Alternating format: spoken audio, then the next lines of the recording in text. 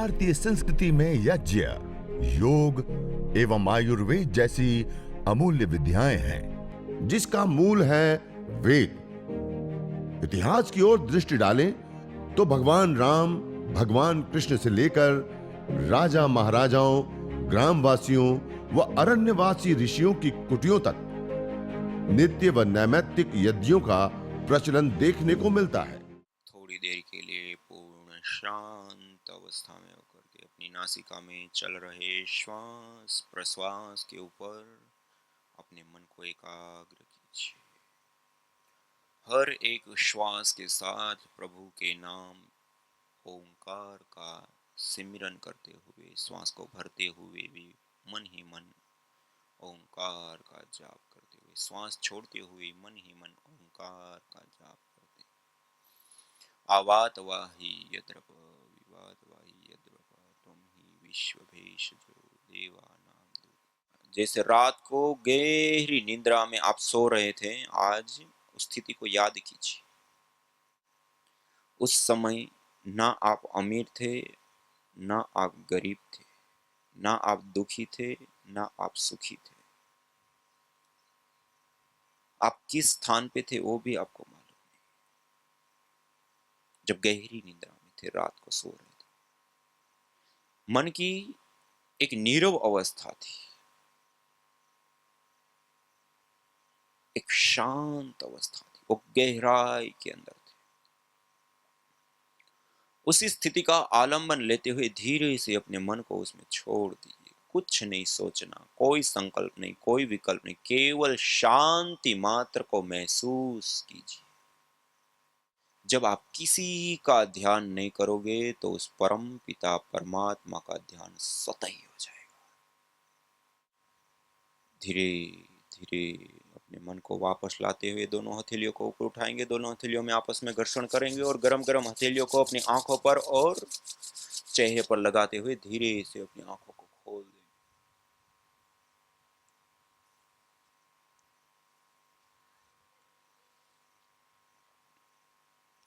धीरे से अपनी आंखों को खोल दीजिए।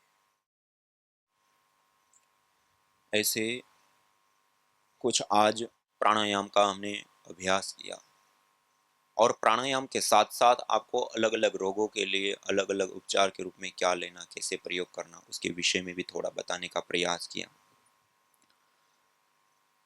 देखिए, एक महत्वपूर्ण और विशेष बात आज हम विदा लेंगे, लेकिन एक संकल्प आप लेकर के जरूर जाइए।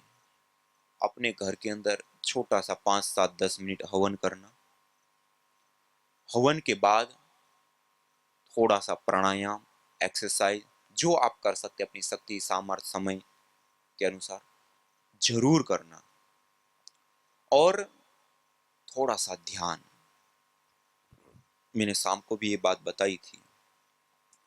पूज्य स्वामी शरणानंद, ये एक बहुत बड़ा दर्शन है, बहुत बड़ा दर्शन, हमारे पूरे जीवन को आलोकित करने वाला, जीवन का एक बहुत बड़ा सत्य। स्वामी शरणानंद जी महाराज हुए प्रज्ञाचक्षु थे, उन्होंने शास्त्र वेद आदि नहीं पढ़ा, लेकिन उन्होंने जो साधना की, जो तपस्या की और जो सिद्धि को प्राप्त किया, जो एक आध्यात्मिक जीवन की ऊंचाइयों को उन्होंने प्राप्त किया और जो ज्ञान उन्होंने अनुभव किया, उसको उन्होंने कुछ पंक्तियों के अंदर शेयर किया है।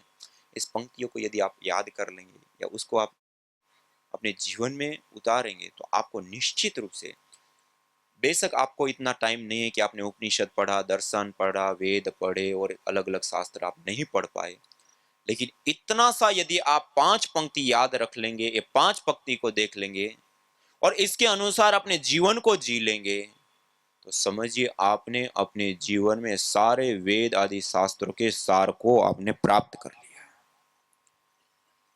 उन्होंने बताया, मैं नहीं मेरा नहीं यह तन किसी का है दिया। थोड़ा अनुलोम विलोम कीजिए।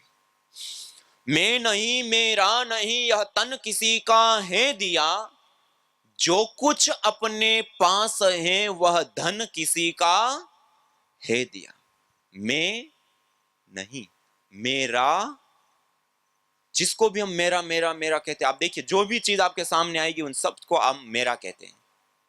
मैं नहीं, मेरा नहीं, यह तन किसी का है दिया, जो कुछ अपने पास है, जो कुछ, जो कुछ माता पिता गुरु जन धन धान्य संपत्ति मकान या और भी संबंधीगण, मैं नहीं, मेरा नहीं, यह तन किसी का है दिया, जो कुछ अपने पास है वह धन किसी का है दिया, देने वाले ने दिया, वह भी दिया किस शान से, मेरा है यह लेने वाला कह उठा अभिमान से।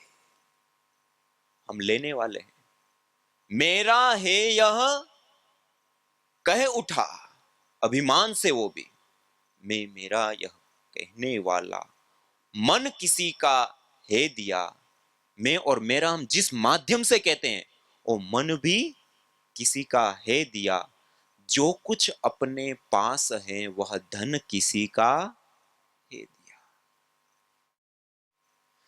जो मिला है, जो मिला है वह हमेशा पास रह सकता नहीं, कब बिछुड़ जाए वो राज कोई के सकता नहीं। जो मिला है, क्या मिला है? माता पिता मिले हैं, संबंधी जन मिले हैं, घर परिवार मिला है, धन संपत्ति जमीन जायदाद मिली है।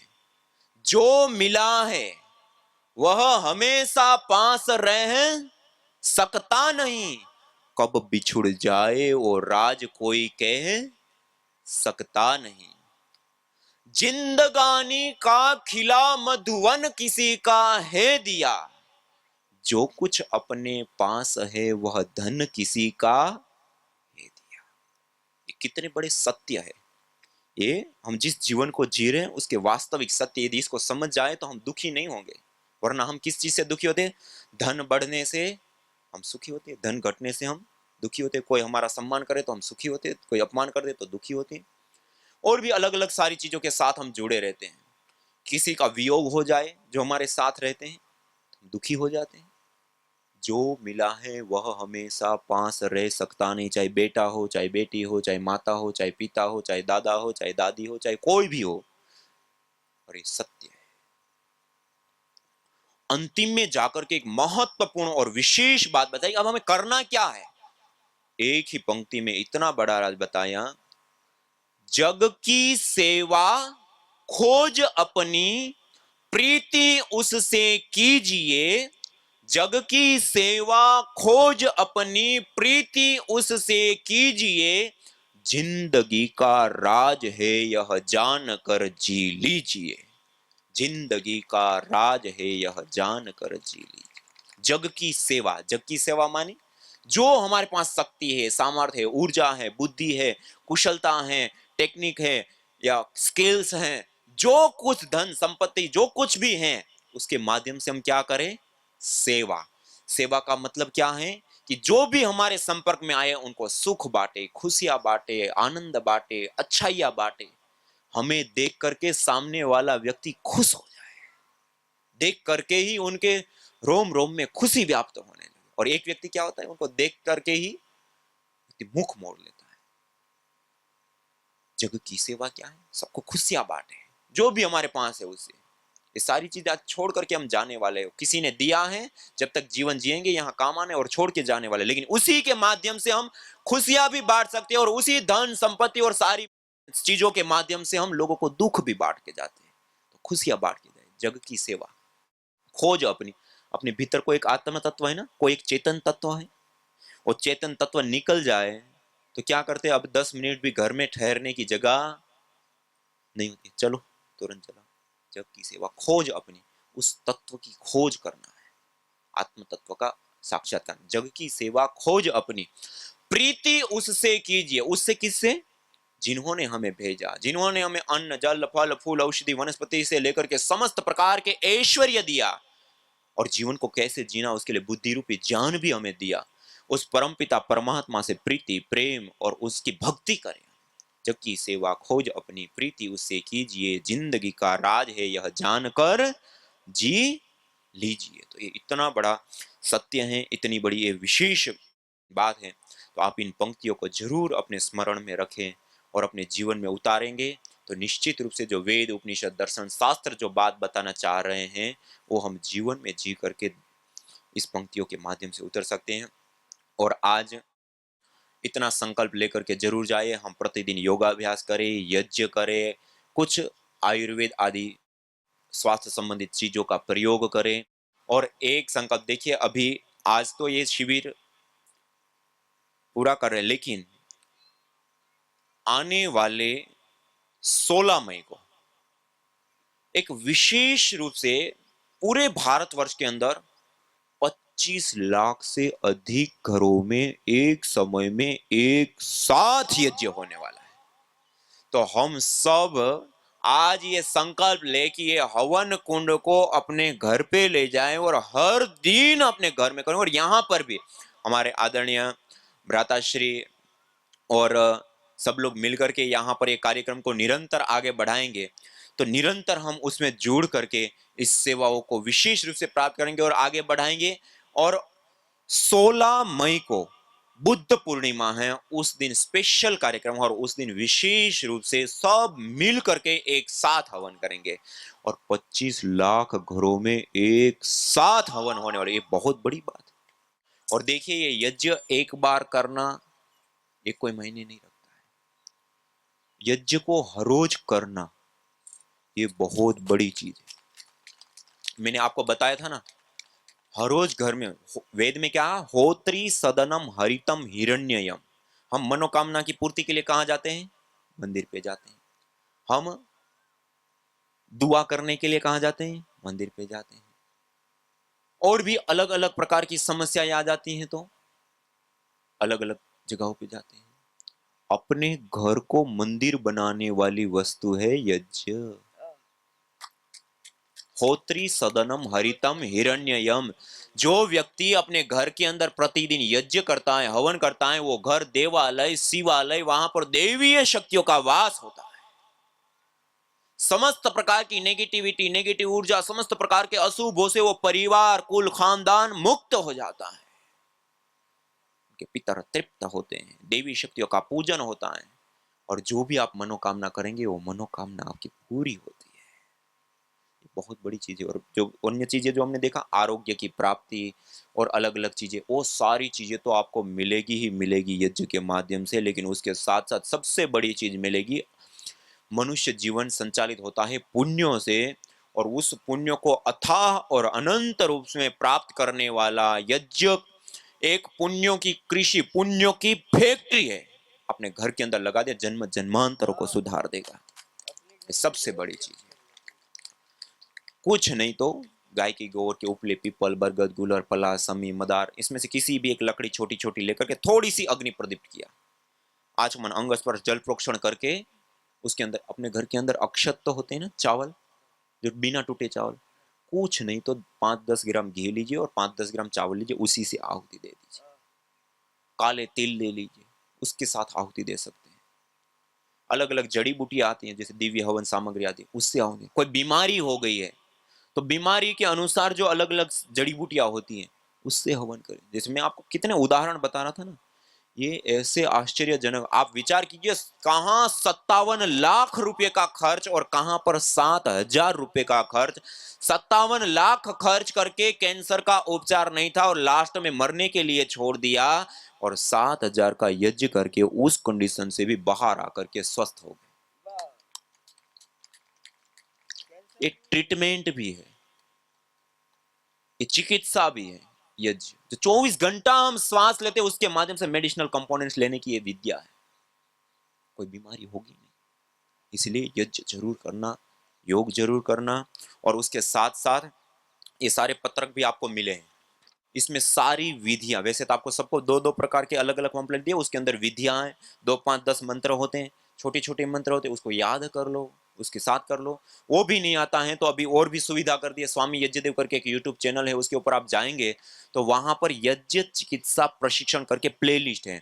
7 मिनट का यज्ञ, 12 मिनट का यज्ञ, 25 मिनट का यज्ञ, 20 मिनट का यज्ञ, ऐसे अलग अलग जिसके पास जैसा समय है उसके आधार पे आप करिए, उसको सामने चला दो वीडियो, साथ में करते जाओ, विधि पूर्वक कर लोगे, 2 5 10 दिन साथ साथ में करोगे, आपको खुद को मंत्र याद हो जाएगा, उच्चारण अच्छा आ जाएगा, खुद करने लग जाओगे।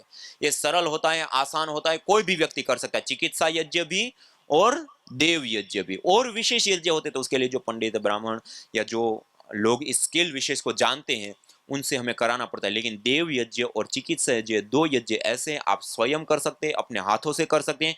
बहुत सारे सामान नहीं चाहिए, केवल 3 चीजें चाहिए, सामग्री, घी और समिधा। 3 चीजें हैं, 7 मिनट का समय है, आप अपने हाथों से अपने घर के अंदर हवन करके ये सारे लाभों को उठा सकते हैं।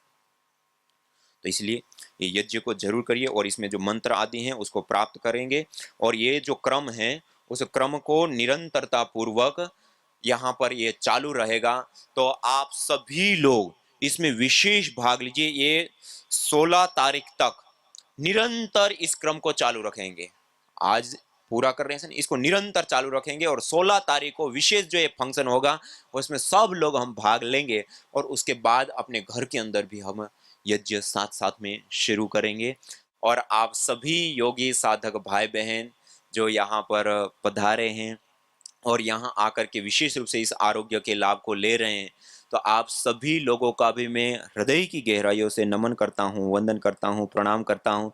और यह आज हम संकल्प लेकर के जाएंगे कि हम अपने घर को स्वर्ग बनाएंगे, अपने घर के अंदर यज्ञ स्थापित करेंगे, अपने घर के अंदर योग को स्थापित करेंगे, अपने घर के अंदर आयुर्वेद को स्थापित करेंगे। और ये जो जीवन विद्याएं हैं उन जीवन विद्याओं के माध्यम से हम अपने जीवन को विशेष रूप से अग्रसर करेंगे। तो मैं अपनी वाणी को विराम देते हुए आप सबको प्रणाम करते हुए ओम शांति शांति शांति। जो तुम चाहते हो रोगों से छुटकारा तो लो नियमित यज्ञ का सहारा। यज्ञ की यह शुद्ध हवा सब रोगों की है दवा। आयुर्वेद ग्रंथों में यज्ञ को देवीय चिकित्सा कहा है और कहा आयुर्वेदेषु यत् प्रोक्तम यस्य रोगस्य भेषजम तस्य रोगस्य शांत्यर्थम तेन तेनेव होमये। अर्थात आयुर्वेद के अंदर जिन रोगों की शांति के लिए जिन जिन औषधीय द्रव्यों का सेवन करने के लिए कहा जाता है, उन्हीं द्रव्यों से हवन करने पर वह रोग हमारे शांत हो जाते हैं, दूर हो जाते हैं, नष्ट हो जाते हैं। अतः आइए हमारे ऋषियों द्वारा प्रदत्त देवीय चिकित्सा यज्ञ को अपनाएं और अपने स्वास्थ्य को समृद्ध बनाएं।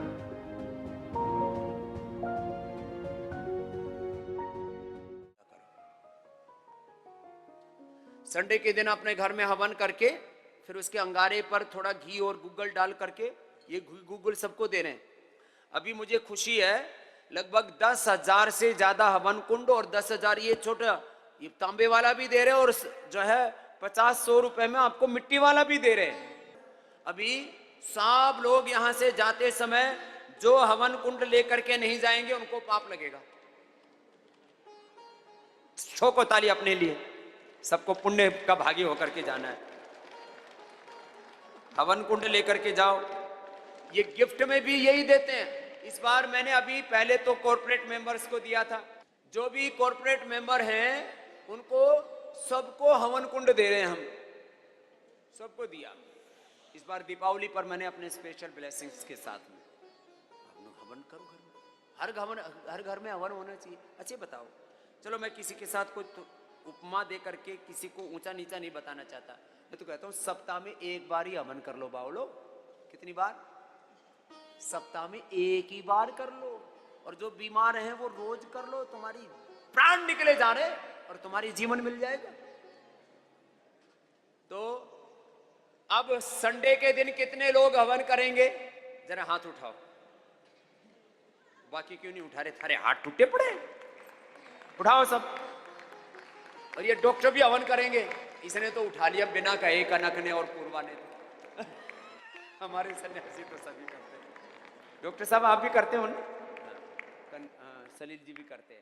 सबको हवन करना है, ये मेरा आदेश है, ये गुरु की आज्ञा है, एक सन्यासी का आदेश है तुम्हारे लिए, मानना चाहिए। जो सनातन धर्मी किसी योगी सन्यासी की बात नहीं मानता, वो कैसा सनातन धर्मी? और तुम्हारे कल्याण के लिए कह रहा हूं, मैंने तो ये नहीं कहा कि मेरी पूजा पाठ करो, मेरी आरती कर करके मेरी दाढ़ी यहां नाभि तक थी, फूक करके यहां तक ले आए। आरती उतारते उतारते फिर भक्ति में यहां तक आ गई। तो फिर मैंने लोगों को कहा, चित्र नहीं चरित्र की पूजा करो, व्यक्ति नहीं व्यक्तित्व की पूजा करो। जो मैं कह रहा हूं वो करो, जैसे मैं जी रहा हूं वैसे जी। यह हवन कुंड सबको दे रहे हैं, कितना सुंदर लगता है। किसी को गिफ्ट भी दो तो अच्छी लगती है, गिफ्ट इसी का दिया करो ना। किसी की शादी की वर्षगांठ है, किसी का जन्मदिन है, किसी के और पवित्र पवित्र दिन आते हैं, ये पूरा देने में भी बहुत सुंदर लगता है। अब 10,000 से ज्यादा तो हमने भिजवा दिए सामग्री के साथ। ये सामग्री देखो उधर रखी हुई पूरी, ये पूरी ये सामग्री, हवन सामग्री 10 तरह की सामग्री है, 11 तरह की। ये सामग्री के साथ जो है ये सब, ये छोटी सी बात है। जब अब मैं इसको रोज करता हूं, जब तक उसके बारे में 1 घंटे तक ना भाषण दूं, तब तक तुम्हारे दिमाग में घुसता ही नहीं है। ये आदमी इतना नासमझ, इतना नादान, इतना बेहोशी में रहता है, इतना चीजों को इग्नोर करता है। तो ये हवन कुंड और ये सामग्री इतनी जबरदस्त है। एक बार अभिनंदन है हमारे इन सारे सन्यासियों का भी, योगाचार्यों का भी, जो 21 हवन कुंडों पर बैठ करके आपको ओ योगाग्नि में, यज्ञाग्नि में तपाते रहते हैं और आपके जीवन के पुण्य बढ़ाते रहते हैं। या कुछ उपचार तो आपका अनजाने में हो रहा है। ऐसे ही ये महातीर्थ है, निरामयम योगग्राम पतंजलि योगपीठ। क्या है बोलो?